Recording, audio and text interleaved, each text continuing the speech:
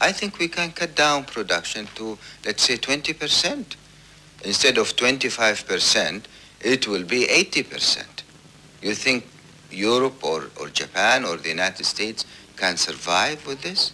Maybe the United States, they have their own local supply. They are in a much better position than Europe and Japan.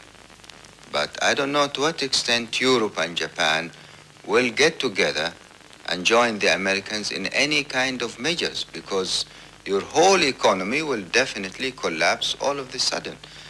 If the Americans are thinking of a military action, this is also another possibility. But then this is a suicide.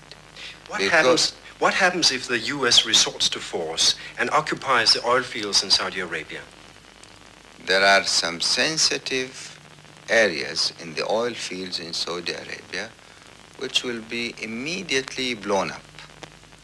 By and yourself? By your people? Of course. And then what will happen is Europe has to live, and Japan, of course, has to live without oil from Saudi Arabia for so many years, because it takes years to repair that. It's not an overnight business. It's not a month or two. Now you can imagine what kind of gambling this could be.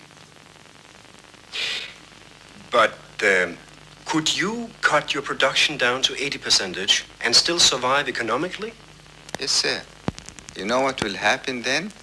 The barrel of crude, instead of being sold at, let's say, $3.50 or $4 from Ras Tanura, Saudi Arabia, it will be sold at $15 or $20. As a matter of fact, we'll get more income from a 20% production than from our present level of production. Law of supply and demand.